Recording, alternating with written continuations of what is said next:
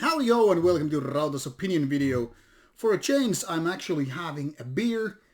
To be honest, continuing where I left off with the Robinson Brewery's Trooper IPA beer for the review video.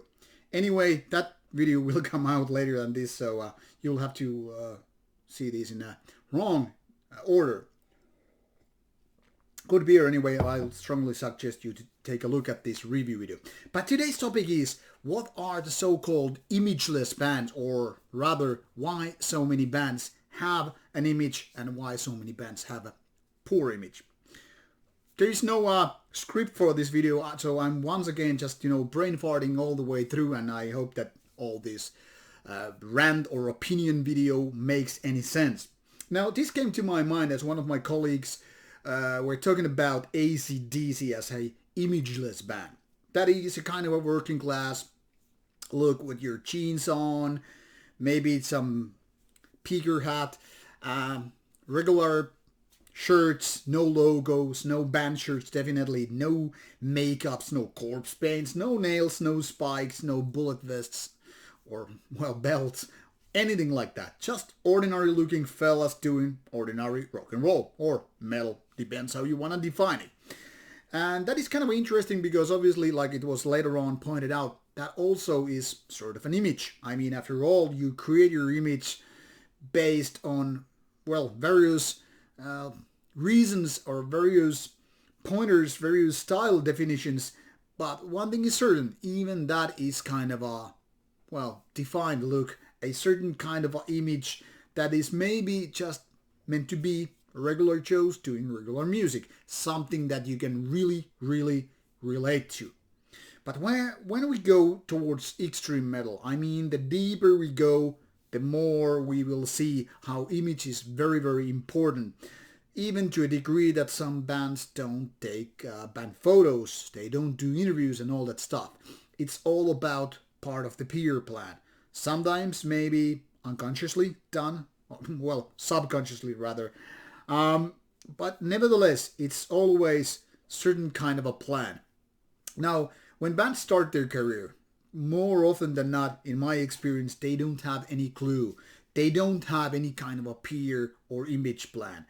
They probably just start with something, look up what the others are doing, and then start doing their own thing, which then can sometimes evolve into levels where it all start to make sense and it becomes their own.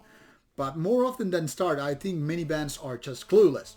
However, black metal is one of those styles where everybody seems to be a little bit copycatting each other and then only adding a little bit of their own shades into the whole deal, and as such creating their own image. Now, if we take a classic metal bands, they all are quite traditional, and nowadays hindsight would be something like they're quite boring. I mean, doesn't matter if you take a look at Metallica, Iron Maiden, bands like that. They're basically just a bunch of guys playing music on stage, and the same applies to their promo shots. You rarely see anything more interesting than maybe a band logo shirt. There is no goofy hairstyles except Dickinson's front cut, and that's it. I mean, it's really very basic stuff. The most interesting stuff might be some weird tattoo, or in case there is some interesting t-shirt, but really that is not so often the case. So it's like only one step forward from AC/DC. I don't know if the proper word would be forward, but you know what I mean. One step more interesting. The most traditional thing being, hey, they're a bunch of long-haired dudes, so they must be some rebellious. They are not the ones that, hey, cut your hair and go to get a real job, like it was once upon a time how the one of the songs went. So all these bands are rather simple, but when we go towards more extreme edge of metal music, you will start it all getting more and more stuff. Even early Slayer, well, then again, thrash metal is sort of an extreme metal. They had bunch of spikes and, bullet bells or whatever, and they looked so much more dangerous in a way, at least more rebellious than maybe nowadays. Nowadays it's just, a bunch of old metalheads playing on stage. Maybe it's so much that they feel like they don't have to prove anything. I mean, they're older folks. Or maybe they kind of got tired of that. Or maybe they felt like they're too old for that shit. I don't know. But it's funny that sometimes the older the bands become, the kind of a more dull they also become. At least in terms of how they look and what they wear. And when we go to death metal, you start to have more of this sense of danger, if you will. Maybe it's some camo suit. Maybe it's some t-shirt with some message. Provocation attempt, maybe. Maybe there is some makeup even, sort of a kind of a primitive corpse paint variation or some sort. But at least it's definitely more thought of a kind of an image. It's giving you the message, we are danger. Much like you see in nature. I mean, everybody probably who are anyway, awake during biology lessons know that many creatures of color are like a sign of danger. Even if you take the small insects, they're like having this alarm system. I have stripes. I bring danger. I have poison. I have stings. I bite. Stuff like that. So it's very much like a certain kind of a message way. It's not like they can shout to other animals, hey, piss off, I'm gonna bite you if you come near. They don't do... They definitely don't, bang their fist like, oh, come near and I'm gonna punch you with my poisonous stingy thingy. It's more like just like, hey, I got colors, piss off. But bands, especially in black metal, tend to have it even more. I mean, if they're like, you pretty much know that none of those black metal bands, it's not like, yeah, I have a triple black belt degrees, and that's why I'm wearing this outfit, so that like when you face me, like boom, I'm gonna kill you with my fists or palms or whatever. Or like, hey, I got plenty of guns, that's why I'm wearing the corpse paint, right? But in essence, it's kind of like doing the same thing as nature, like, hey, look dangerous, feel dangerous, and create that layer of fear, some sort of respect maybe, or just, create the difference between the ordinary folk, the normal guys. The ones that go from 9 to 5. Hey, Jerry, it's me. And those who go 9 to 5, they certainly don't wear corpse paints. They certainly don't do hard rocks. They certainly don't do Satan worshipping. Yeah, I get it. So, you have corpse paint, bullet belts, spikes, leather pants, and those piercings all around your face and whatever. So, you are more dangerous than these... 300-pounder powerlifter or American football player. Right, yeah, dangerous you are, maybe to yourself. Or maybe it's a kind of a thing with the suicidal black metal people. Like, I'm not having a depression.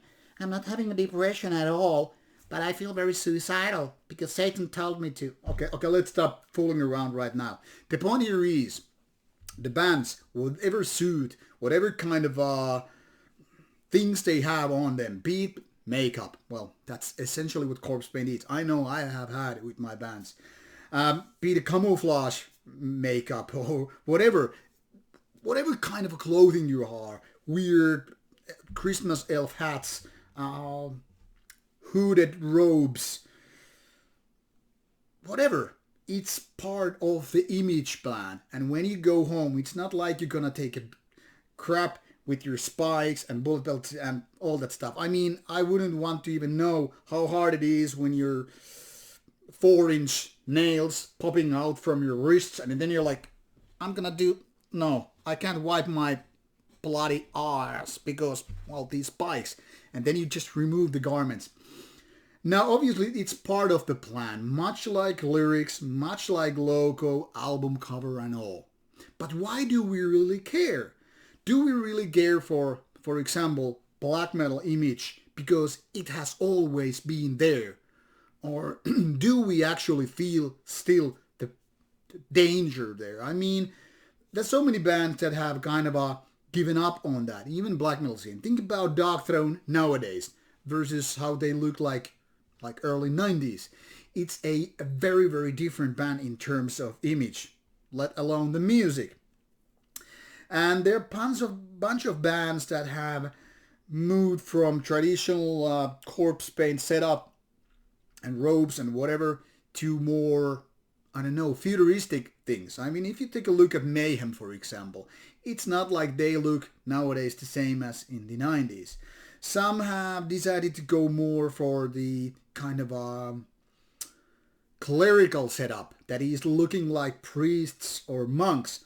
And sometimes it feels like the circle is complete. Like, we have these guys here fighting Christianity, which look like this. And then the circle becomes complete because you end up here. I mean, here, looking exactly like them, but maybe more blasphemous and dirty version.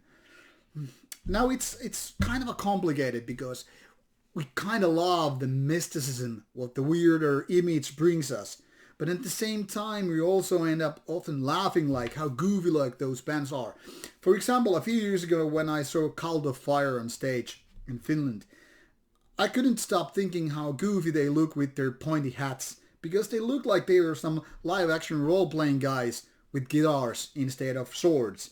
And I don't know which one is actually more pathetic or funny, to have live-action role-playing guys with guitars versus, swords or sword replicas. Anyway, their music is a totally different thing. I mean, I like it very much. But during the show, I couldn't but almost facepalm, like, what the hell is going on? This isn't cool. This isn't scary. This isn't mystic. It just looks goofy. And I don't know. Sometimes when you go too far with your image, too much in a wrong direction, if you will, it starts to look like a bunch of douchebags doing the music. Sometimes it can be even distracting, like we talked in previous videos about how goofy titles or bad cover art can really ruin an album. Or like the previous video a week ago, when a poor music video can really ruin the feeling, the atmosphere, totally. And the same applies to bands with bad, horrible peer such. When you have band photography and the guys look like bunch of idiots right there, it's not gonna like, hey, this must be a great band because these guys look a bunch of doofus. I mean, we all know how our brain works. If something looks bad, it must be bad. You take a look at the plate with food in a restaurant. If it looks delicious, it's more likely to give your brain a little bit of a message like, hey, this must be good food because it really looks like that. Or vice versa. If it looks like shit, it's going to tell you in your brain like, hey, I'm not gonna touch this. This is just gonna make my belly a mess. It means that I'm gonna just throw up this thing. This must be poisonous or unhealthy in all ways. I'm not gonna touch it. So in this kind of a primitive level, I totally understand why certain kind of image is chosen. And at the same time, I very, very much understand why certain kind of image can be harmful for a band. And yet it still happens. And sometimes it feels like, why there is nobody to tell you these people look ridiculous. Not only to the eyes of the so-called normal people, but even among their own crowd, the own audience. You're like, hey, maybe 10, maybe 20% will think like, yeah, you look okay. But the rest are like, no way, Jose. So there is that. I don't know. What are your worst experiences with bands looking stupid? What are your best experiences of bands looking great? Like, hey, this must be a great band because their photos and image is so superior. Have you any examples? What do you think? Please feel free to comment and drop me some names with good examples of both good and bad ones, or either one if you have only one. That's it. I'm gonna keep drinking my beer. Have a great day. Have a great weekend, and see you soon with more reviews and opinion videos coming your way.